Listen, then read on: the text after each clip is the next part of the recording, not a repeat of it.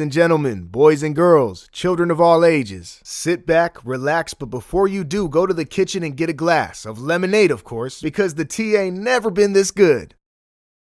So this round here are duo questions. They're designated for two people, but of course, if you have anything to add, feel free to chime in. Question 1 goes out to Chulo and Champ.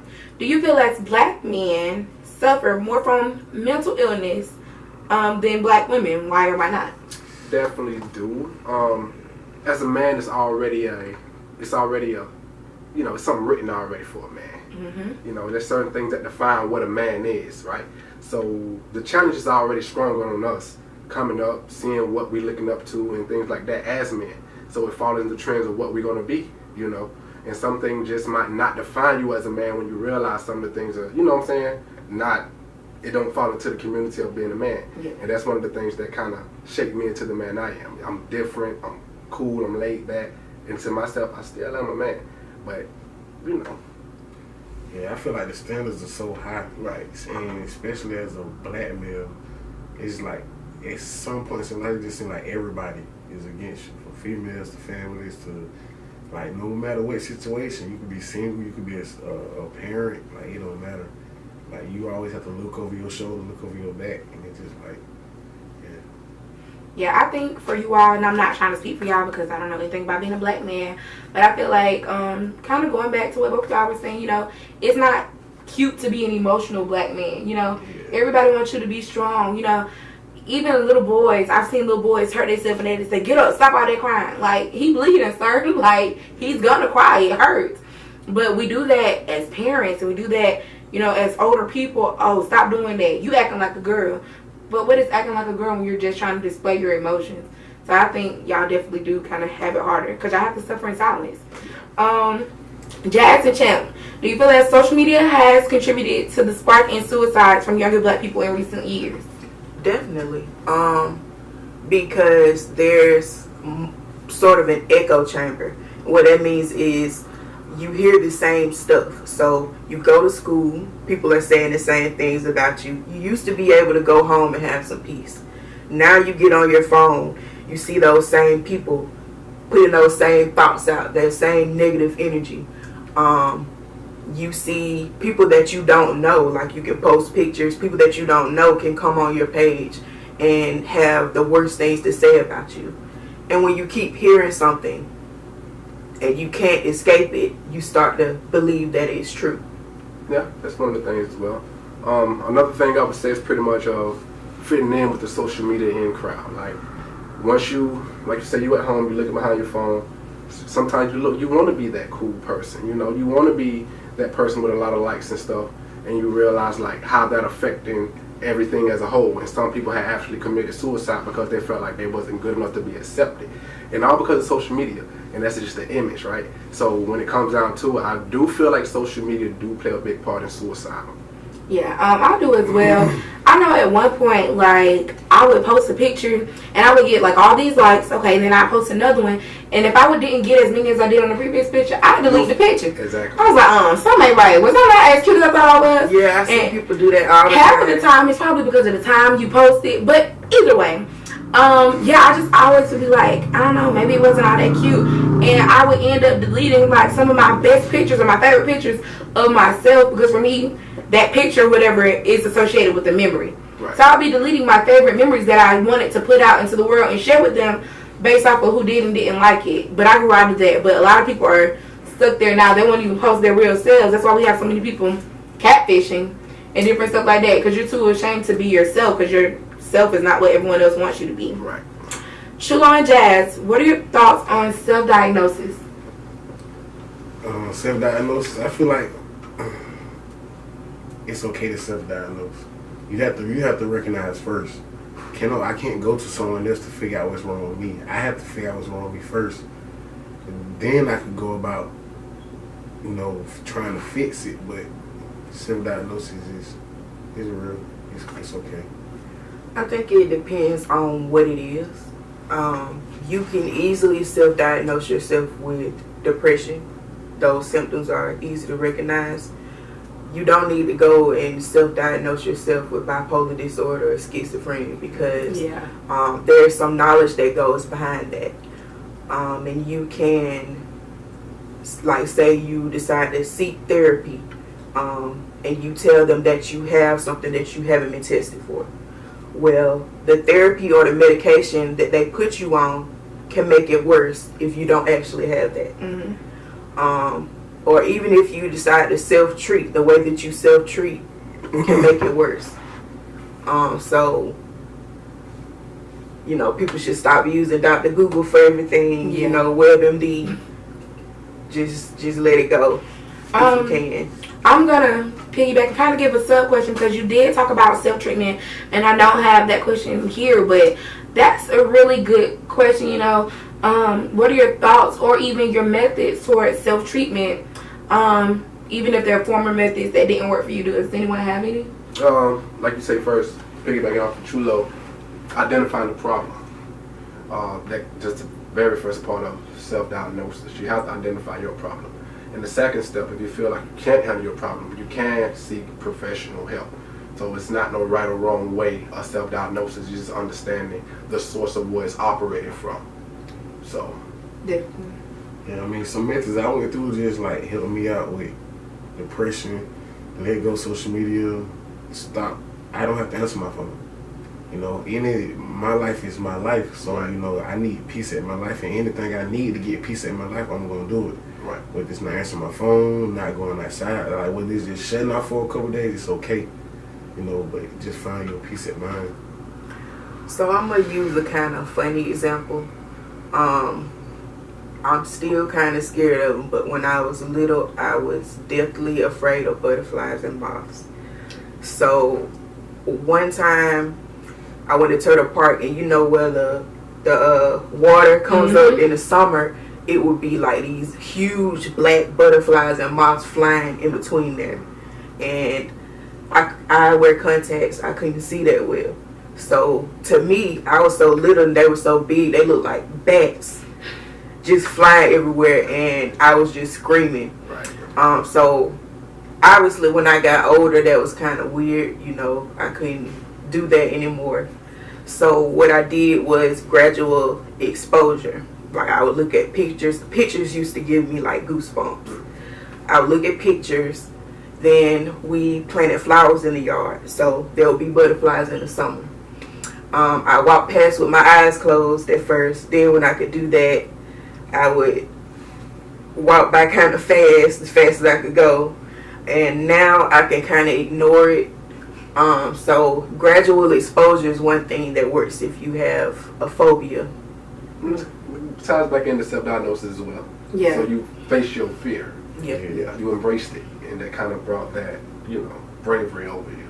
And I like the way you brought up phobia, because every time, you know, people say mental illness, people think about, oh, she want to kill herself. And it's so much more than suicide, so much more than depression. You start talking about anxiety and phobias, and people realize that everyone probably at least one time in their life will come in contact with some sort of mental illness, and it's perfectly okay. I know a lot of people, because I'm fresh out of college, so I know a lot of people who would rather smoke their problems away, drink their problems away. And I'm not saying it works or it doesn't. What I'm saying is it's a temporary solution. It is. Yeah. Now, smoking might calm you down, and that could help, especially if you deal with anxiety. Smoking will probably definitely calm you down. That's why they're coming out with CBD gummies and this and the other. But if you have a giant problem and you can't start your day, you can't make it out the room, you can't do anything without either drinking or smoking, my advice is to seek professional help, because at that point you're creating a habit. You're just masking problem with another problem. Yeah, and it's just gonna turn into more and more problems. But yeah, definitely, I feel like just smoking and drinking your problems away isn't gonna solve anything. Go get some help. It might, you know, make you feel better in the moment, and that's what alcohol and marijuana and other things like that are supposed to do. They're supposed to make you feel good. But when you come down off that high, or when you slip that hangover, off, what are you left with? You're the same person. It's like, I was one of the ones who used that method to overcome, right? Versus going to, you know, seek professional I sat down and dealt with all the anxiety, the emotions, the everything by smoking and drinking. And when I decided to balance that out with the person who I was before I got to that point, it kind of led to it. So nowadays, if I decide to do something, it'll be a temporary thing, but I know how to get back to me, because that's how I train myself to cope. Sometimes we just don't have people to go talk to. Like you say, the family don't understand, your friends don't always understand, and you have to get that from the inside sometimes. And even if it takes you to a bottom level, you know how to deal with it. You know, it's strength. It's just strength. Yeah. Everybody falls, but just don't stay there. God, don't stay there. Whatever you do, do not stay there. Get out by any means necessary. Yeah. Next question. Chulo and Champ, do you have a person to call on when you're feeling down? Yeah, definitely. I definitely do. Me personally, Champ. Yeah. So it's just like, you know, vice versa. It's just like anything I don't understand, if I need to be brought up out of certain, he understands me. Right. And at a time of me not being in my spiritual energy where I'm supposed to be, I could definitely tap in with my man here. He's like, bro, come on, we know better than this type thing, you know. So he always lead me on the path of getting back to who you really are. He never let me go down to that point of drowning myself in anxiety, depression, and stuff like that. He snap back to reality. This ain't you. So it's kind of like a yin and yang effect. Yeah. With it. Yeah. I think it's really important to have somebody, even if it's just one person you can call on. You know, for me, back at school, my roommate Jadis, and it was one time a whole bunch of crazy stuff went on at school, and I was like, I'm not leaving the room.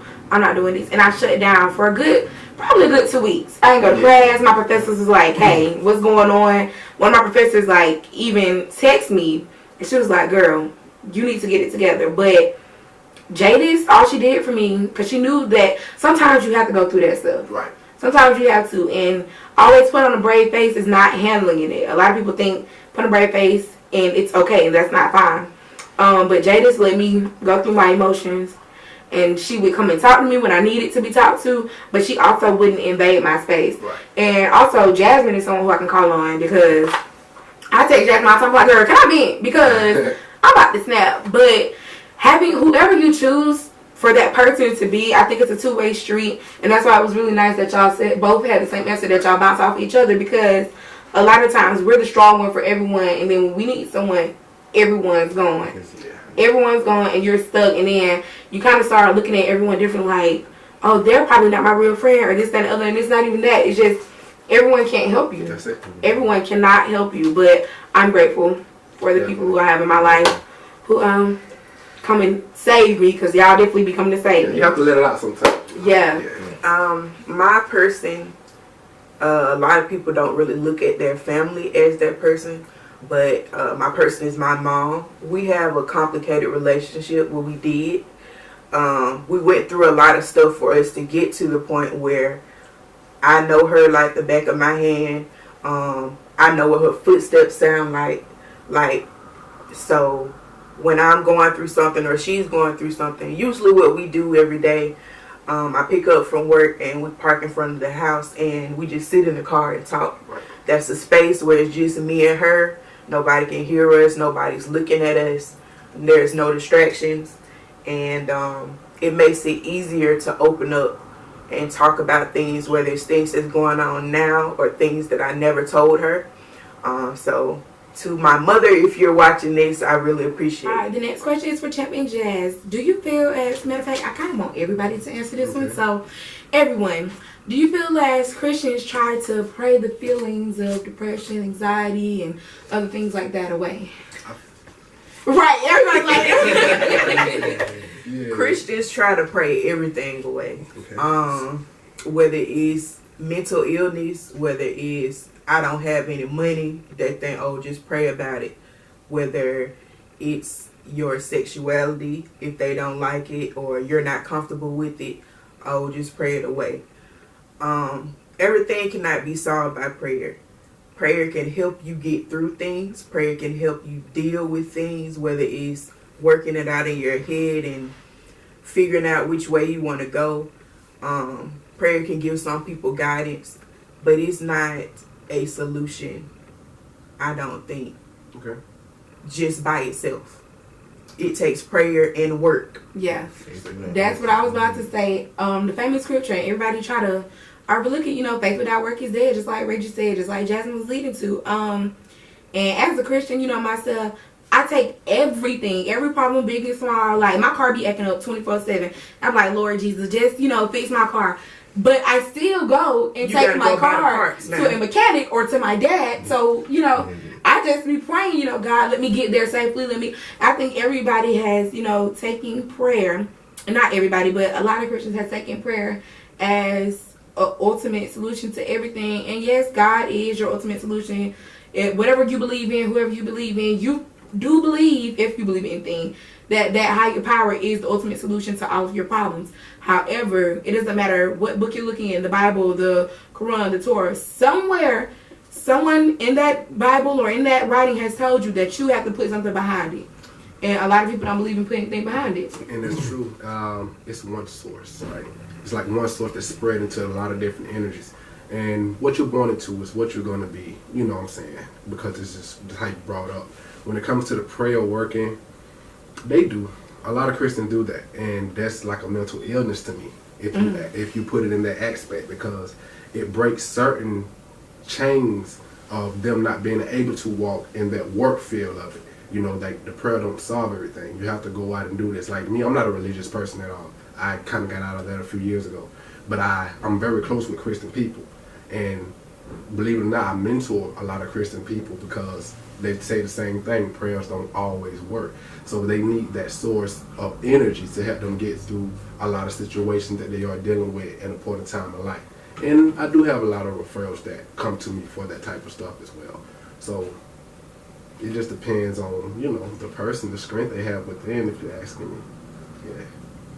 Yeah, I think like prayer is misused. And that's what the question is. What? You speaking? I feel like prayer is more of a vent. You're getting a point. You're getting a point for that. There we go. Yeah. I feel like prayer is more of a vent. You still have to put in that work. Exactly. Just because you pray, it's not going to fall in your lap. Like, you have to go put in that groundwork.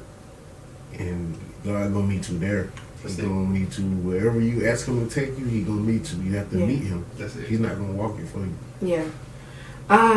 It's, for me personally, like I said, I'm a Christian. My dad's the pastor. Okay. Mom's first lady. Church right around the corner, like literally 2 minutes away. And I've been raised in the church my entire life. My first time missing Sundays consecutively was when I was in college. And it was only because I was an hour and some change away. And still, even sometimes I would get up then and come to Albany just to come to church. But I know for a fact, with no doubt in my mind, prayer helps people. God hears you. That is true. But a lot of people, just like he said, prayer is being misused. A lot of people pray for help, but they don't pray saying, thank you, God, for helping me. And they turn around. It's like a slap in the face. So every time you face a problem, you're this diehard Christian and you're in church every Sunday. But as soon as you get your solution, you out of church again. You see, so it's not like a mental illness. Yeah, you're using God to a certain effect. And one thing about it, the Bible says that God knows your heart. That's it. God knows your heart. And if all you want to do is come here when it's good and you want to be seen, you want to show off when it's good, then you're really hurting yourself more than anything else. No matter what you believe in, you're hurting yourself at the end of the day. If for any second, if you just believe in a higher power, you can genuinely believe that higher power has helped you get to this level. But then once you get there, if you don't show any appreciation or gratitude for it, then you're hurting yourself ultimately, because you're going to be back in another dark spot. Like, that's life. Life is a constant roller coaster. That's it. And I think that some Christian people can almost be offensive with the way that they keep on talking about, well, you need to pray. Like, you're going through real life issues. You don't have enough food to eat. You're about to be out of your house. You're about to be homeless. And their only solution is, you need to pray about it. Or you're not praying enough, you need to go to church. That's offensive. It turns people away from the church. It definitely does. Like, if I was dealing with anything, and I'll share this story, and I've never told my mom about it, but oh my goodness, I was like, I'm about to change churches. But something, yeah, that's funny. I'm not going nowhere. But not a secret to most people who actually know me. I was sexually assaulted when I was in college, and that's actually like the most traumatizing thing that has ever happened to me. After that, I just didn't want to be around boys. Like how we're sitting right now, I would not do that. So it was my first time going back to church, and the usher, who's my aunt, they had everyone like filling in the seats, you know, trying to fill up the front area before everyone was scattered about. And when I got in church, I just started crying. I was like, I don't want to be here. It was just boys everywhere. I didn't want to be here. Went to the bathroom to get myself together, and both my aunts are ushers, and they were trying to greet me and stuff. And I did brush past them and walk by, but I was emotional. I was just trying to get to the bathroom and get myself together. So when I came back out, my aunt was trying to get me to take a seat by some men. They weren't men who usually come to the church, but you could tell that they weren't, you know, anyone who was there to harm anyone. I just didn't want to sit by him. So my aunt just like forced me to sit there, and I like was so upset the entire time. And I just feel like sometimes Christians ignore plain signs. That's it. And we try to push people, and I say we because I am a Christian, we try to push people to our level of faith or our level of comfortability, and it just doesn't work like that. You never know, you know, how deep someone's issue is, and for you, you know, you've been built on just pray, and it works for you.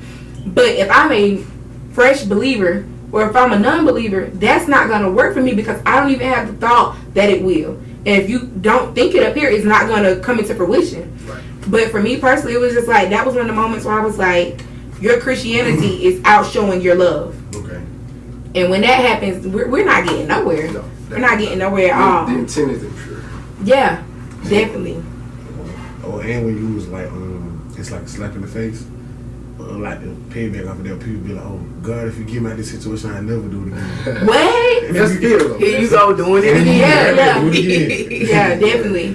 Definitely. I don't know how many of them type of promises that I made to God. I know as a child, that was like my favorite prayer when it's time to get a whooping. God, please don't let my whooping hurt. I knew I was getting one. Just don't let it hurt, Lord. Champion Chulo, do you believe seasonal depression is a thing, and have you ever experienced it? Yeah, it's definitely a thing. Christmas time. It's made the.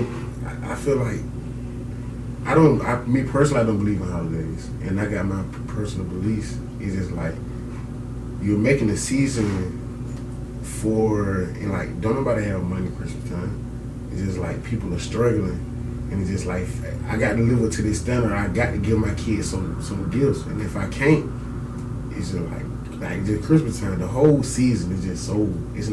It's not a good season. Like it just feels so gloomy and just. Yeah, I agree. It kind of puts you in a position to feel overwhelmed by seasons, you know. Then right after that, you got Valentine's Day and whatever. But about the Christmas part, personally, I wasn't able a few years ago to do a lot of stuff, and I felt the most beat down I could ever pretty much feel. So it helped me elevate my levels when I realized it's like Monopoly. It's like a money game, right? That don't overshadow my love. Gifts don't show love. Yeah. It just keeps the kids happy, right? So once you put yourself in a position to understand that, the universe attracts those to you, so you won't have to feel that. Like you have to have a deeper understanding of the universe. It's not just seasonal, if you're asking me. It's not just a seasonal thing. It's like how it's cut out to be, because that's something that's never going to change. So it go hands in hands with a lot. Yeah. So what I learned that seasonal depression is, it's actually a little bit simple. It's like in the summer, everybody's happy. In the winter, when it's dark and cold, people experience depression. Science says that it's not true, but I believe that it is. I mean, just a few weeks ago when it was raining and it was like Gotham City around here, like that was depressing. Mm-hmm. It can be, depression comes in different sizes. It doesn't have to be just this soul crushing thing. It can be this little dark cloud that you have every day. You go through the motions, you know, you laugh at jokes, but you just don't feel right. That can be depression. True. So I think that seasonal depression is a real thing. Yeah, definitely. For me, I feel like seasonal depression, like you said, you know, it can be based off of the seasons, or like y'all was saying, based off time of year. But also, I think it can be based off of traumatic episodes in your life. So if you lost your mom and your dad and your house got set on fire and all of this stuff happened in March is probably not your favorite month of the year. And for that month, you can be very down, or, you know, a month or two leading up to it. You can be down, you can be depressed. You know, it's the same thing of how we celebrate birthdays every year. When something bad or good happens, that date kind of leaves an imprint in your head. There's probably a date that you could think of right now, or at least, you know, if you don't know the exact date, you know the month or what you was doing that day or what you had on. You remember some big giant detail about that, what happened. And all of a sudden, you know, you don't like that thing. Like, another transparent moment, gray jogging suits. When I was sexually assaulted, he had on a gray jogging suit. I hate to see me in a gray jogging suit, and everybody think it's so cute. And over the summertime, everybody's gonna be, you know, retweeting or sharing pictures. Oh, I can't wait for my man to put on his gray jogging suit. I'm like, get it off my timeline. But you could be triggered by the smallest of things, and your seasonal depression can come around a certain time of year depending on that event. I've been in school for the last 4 years, so my seasonal depression comes, I would say, around November, October, December, around finals time, fall semester. I always would get, like, I would just lose myself. It didn't happen this last time when I graduated, so I don't know what energy changed in my life, but I'm grateful for it. Yeah. But I can relate to seasonal depression. I think that is a real thing. It's definitely real, if you ask me. Forget science. Chulo and Jazz, do you feel as there was one sole event or an accumulation of things that have made you feel depressed or anxiety or whatever sort of mental illness you like to address? I mean, I could pick back out the season. I know when I was like 19, 20, Thanksgiving, coming into Christmas, me and my mom, we wasn't on the best of terms. We actually got into a big argument, and I did not stay with her no more. And it's just like every year around that time, it's always just the same. I get the same feeling, but like each year get better. Like me and her get on a better track. So I'm guessing that's what bringing that the months, like especially Thanksgiving Day, because it was Thanksgiving night. So it just like it's supposed to be Thanksgiving, like. But for me, it has been an accumulation of things since day one out the womb. Like, one thing that really has affected me, and I'm still learning to accept it or deal with it, is I had a big problem with how other people perceive me. That affected me a lot. And how other people treated me, you know, in high school, or, you know, things people would say about me, it would stick in my head. And stuff that people said to me 4 or 5 years ago, I still deal with it now. Like, when I take a picture, for example, if I take a selfie, I don't see how I actually look. It takes somebody else taking a picture of me for me to see it in a different way and be like, oh, you don't actually look like that. It's thoughts from other people that have made me believe that I look the way I'm perceiving. So when I take a picture, I'll come back hours later and look at it and be like, oh, that's not so bad. And then that's when it gets posted. But it's other ones in my phone that I can't come to that conclusion about, and they don't get posted. I answered that question wrong, but it's okay. You want to go back and answer it? No, because I was just gonna add to. I know it's their question, but it was one of the things, like you say, you and your mom get into it around Thanksgiving. Yeah, it was more of like my brother's death in 2012 after the game in high school, like in January or so. That it's like a dark month for me. Mm-hmm. It's so much of the reflecting that causes that, right? And once you learn how to accept, you learn how to walk with it, you know. And that's one of the things that kind of helped me get through those. But I still feel it because you can't help but to reflect. You know, that's the loved one. So I understand. Yeah. January is my dark month as well because that's when everything happened. And for me, it wasn't like an accumulation of things. Like, if you ever been around my family, we're just like a happy family. Like, I don't know what's up with us, but we're just like smiling 24/7. So when it happened, I was like, I don't even know what to say or who I can say it to because the energy wasn't. We're always happy. Right. And what happened was, Maisha, funniest thing ever. It wasn't funny then, but looking back at it now, it's funny because just the dynamic of our relationship. But Maisha's my sister, was 16 months apart. And she was texting me and calling me, and I didn't want to communicate with them because I didn't know how to. So she called me and she was going out, and she was like, look, I know I borrowed like $15 from you, but if you want your little money, you can't get a little bit. And she was just going off on me, and I was like, okay, hi. Yes, I have some things going on. And I finally like just told her, and I just blurted it out, and I felt so much lighter about it. But one thing I can remember is, even if you don't remember that soul thing that happened to you, you always remember the feelings that you had afterwards. Exactly. So me being sexually assaulted is not like my biggest moment of defeat, but it was the depression and the thoughts that came afterwards. That is what, broke me down. That's what changed the way I think and the way I act and the way I speak. The event itself, I'm not going to say it didn't have any impression on me because it definitely did, but it wasn't what made me change. It was going through the motions and being depressed and having a suicide attempt. That's what actually caused a change in my life. Alright guys, thank you so much for tuning into this video. I hope it helped you, and if it didn't, share it with someone and hopefully it'll help them. Right? And if you're looking for me, you know where you can find me, right here on YouTube on Our Lives Lemonade. I hope you enjoyed the lemonade. Because the tea ain't never been this good. Bye y'all. Thank you for tuning in. I'm your announcer, Kevin, and we hope you enjoyed the lemonade because the tea ain't never been this good.